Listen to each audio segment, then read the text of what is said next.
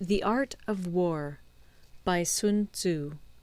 Translated by Lionel Giles.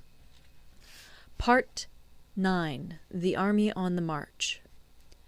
Sun Tzu said, "We come now to the question of encamping the army, and observing signs of the enemy.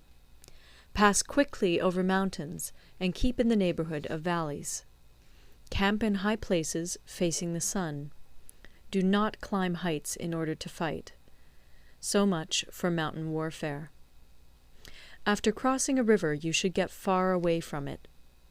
When an invading force crosses a river in its onward march, do not advance to meet it in midstream. It will be best to let half the army get across, and then deliver your attack. If you are anxious to fight, you should not go to meet the invader near a river which he has to cross. Moor your craft higher up than the enemy, and facing the sun. Do not move upstream to meet the enemy. So much for river warfare. In crossing salt marshes, your sole concern should be to get over them quickly, without any delay. If forced to fight in a salt marsh, you should have water and grass near you, and get your back to a clump of trees. So much for operations in salt marshes. In dry, level country, take up an easily accessible position with rising ground to your right and on your rear, so that the danger may be in front and safety lie behind. So much for campaigning in flat country. These are the 4 useful branches of military knowledge which enabled the Yellow Emperor to vanquish 4 several sovereigns. All armies prefer high ground to low, and sunny places to dark. If you are careful of your men and camp on hard ground, the army will be free from disease of every kind, and this will spell victory. When you come to a hill or a bank, occupy the sunny side, with the slope on your right rear. Thus you will at once act for the benefit of your soldiers, and utilize the natural advantages of the ground. When, in consequence of heavy rains up country, a river which you wish to ford is swollen and flecked with foam, you must wait until it subsides. Country in which there are precipitous cliffs with torrents running between, deep natural hollows, confined places, tangled thickets, quagmires, and crevasses, should be left with all possible speed and not approached. While we keep away from such places, we should get the enemy to approach them. While we face them, we should let the enemy have them on his rear. If in the neighbourhood of your camp there should be any hilly country, ponds surrounded by aquatic grass, hollow basins filled with reeds, or woods with thick undergrowth, they must be carefully routed out and searched, for these are places where men in ambush or insidious spies are likely to be lurking. When the enemy is close at hand and remains quiet, he is relying on the natural strength of his position. When he keeps aloof and tries to provoke a battle, he is anxious for the other side to advance. If his place of encampment is easy of access, he is tendering a bait. Movement amongst the trees of a forest shows that the enemy is advancing. The appearance of a number of screens in the midst of thick grass means that the enemy wants to make us suspicious. The rising of birds in their flight is the sign of an ambuscade. Startled beasts indicate that a sudden attack is coming. When there is dust rising in a high column, it is the sign of chariots advancing. When the dust is low, but spread over a wide area, it betokens the approach of infantry. When it branches out in different directions, it shows that parties have been sent to collect firewood. A few clouds of dust, moving to and fro, signify that the army is encamping. Humble words and increased preparations are signs that the enemy is about to advance. Violent language and driving forward as if to the attack are signs that he will retreat. When the light chariots come out first and take up a position on the wings, it is a sign that the enemy is forming for battle. Peace proposals unaccompanied by a sworn covenant indicate a plot. When there is much running about, and the soldiers fall into rank, it means that the critical moment has come. When some are seen advancing and some retreating, it is a lure. When the soldiers stand leaning on their spears, they are faint from want of food. If those who are sent to draw water begin by drinking themselves, the army is suffering from thirst. If the enemy sees an advantage to be gained and makes no effort to secure it, the soldiers are exhausted. If birds gather on any spot, it is unoccupied. Clamour by night betokens nervousness. If there is a disturbance in the camp, the general's authority is weak. If the banners and flags are shifted about, sedition is afoot. If the officers are angry, it means that the men are weary.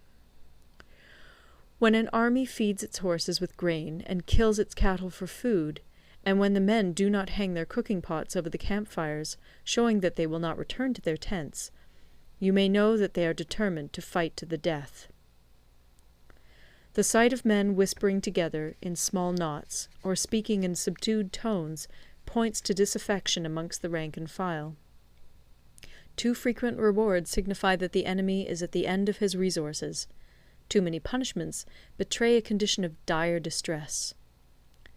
To begin by bluster, but afterwards to take fright at the enemy's numbers, shows a supreme lack of intelligence. When envoys are sent with compliments in their mouths, it is a sign that the enemy wishes for a truce. If the enemy's troops march up angrily and remain facing ours for a long time without either joining battle or taking themselves off again, the situation is one that demands great vigilance and circumspection. If our troops are no more in number than the enemy, that is amply sufficient. It only means that no direct attack can be made. What we can do is simply to concentrate all our available strength, keep a close watch on the enemy, and obtain reinforcements. He who exercises no forethought, but makes light of his opponents, is sure to be captured by them. If soldiers are punished before they have grown attached to you, they will not prove submissive. And, unless submissive, they will be practically useless. If, when the soldiers have become attached to you, punishments are not enforced, they will still be useless. Therefore, soldiers must be treated in the first instance with humanity, but kept under control by means of iron discipline. This is a certain road to victory. If in training soldiers commands are habitually enforced, the army will be well disciplined. If not, its discipline will be bad. If a general shows confidence in his men, but always insists on his orders being obeyed, the gain will be mutual. End of Part 9. Part 10. Terrain. Sun Tzu said, we may distinguish 6 kinds of terrain, to wit, 1. Accessible ground, 2. Entangling ground, 3. Temporizing ground, 4. Narrow passes, 5. Precipitous heights, 6. Positions at a great distance from the enemy. Ground which can be freely traversed by both sides is called accessible. With regard to ground of this nature, be before the enemy in occupying the raised and sunny spots, and carefully guard your line of supplies. Then you will be able to fight with advantage. Ground which can be abandoned but is hard to reoccupy is called entangling. From a position of this sort, if the enemy is unprepared, you may sally forth and defeat him. But if the enemy is prepared for your coming, and you fail to defeat him, then, return being impossible, disaster will ensue. When the position is such that neither side will gain by making the first move, it is called temporizing ground. In a position of this sort, even though the enemy should offer us an attractive bait, it will be advisable not to stir forth, but rather to retreat, thus enticing the enemy in his turn. Then, when part of his army has come out, we may deliver our attack with advantage. With regard to narrow passes, if you can occupy them first, let them be strongly garrisoned and await the advent of the enemy. Should the army forestall you in occupying a pass, do not go after him if the pass is fully garrisoned, but only if it is weakly garrisoned. With regard to precipitous heights, if you are beforehand with your adversary, you should occupy the raised and sunny spots, and there wait for him to come up. If the enemy has occupied them before you, do not follow him, but retreat, and try to entice him away. If you are situated at a great distance from the enemy, and the strength of the two armies is equal, it is not easy to provoke a battle, and fighting will be to your disadvantage. These 6 are the principles connected with earth. The general who's attained a responsible post must be careful to study them. Now, an army is exposed to 6 several calamities, not arising from natural causes, but from faults for which the general is responsible.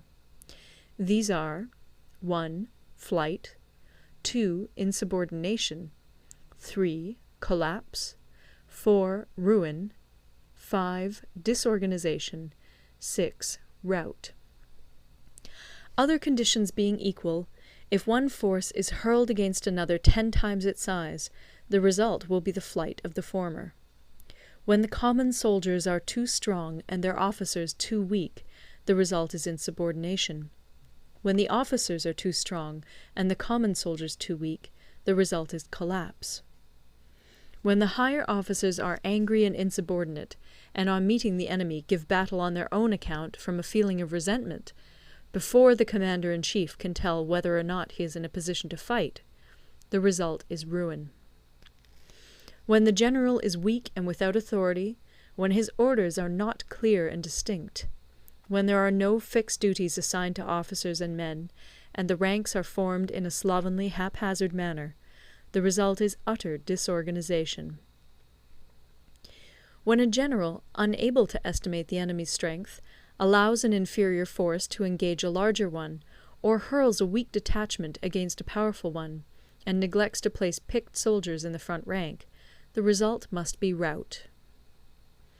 These are 6 ways of courting defeat, which must be carefully noted by the general who has attained a responsible post. The natural formation of the country is the soldier's best ally, but a power of estimating the adversary, of controlling the forces of victory, and of shrewdly calculating difficulties, dangers, and distances, constitutes the test of a great general. He who knows these things, and in fighting puts his knowledge into practice, will win his battles. He who knows them not, nor practices them, will surely be defeated. If fighting is sure to result in victory, then you must fight, even though the ruler forbid it. If fighting will not result in victory, then you must not fight even at the ruler's bidding. The general who advances without coveting fame, and retreats without fearing disgrace, whose only thought is to protect his country and do good service for his sovereign, is the jewel of the kingdom. Regard your soldiers as your children, and they will follow you into the deepest valleys. Look upon them as your own beloved sons, and they will stand by you even unto death. If, however, you are indulgent, but unable to make your authority felt, kind-hearted, but unable to enforce your commands, and incapable, moreover, of quelling disorder, then your soldiers must be likened to spoilt children. They are useless for any practical purpose. If we know that our own men are in a condition to attack, but are unaware that the enemy is not open to attack, we have gone only half-way towards victory. If we know that the enemy is open to attack, but are unaware that our own men are not in a condition to attack, we have gone only half-way towards victory. If we know that the enemy is open to attack, and also know that our men are in a condition to attack, but are unaware that the nature of the ground makes fighting impracticable, we have still only gone half-way towards victory. Hence the experienced soldier, once in motion, is never bewildered. Once he has broken camp, he is never at a loss. Hence the saying, "If you know the enemy and know yourself, your victory will not stand in doubt. If you know heaven and know earth, you may make your victory complete." End of Part 10.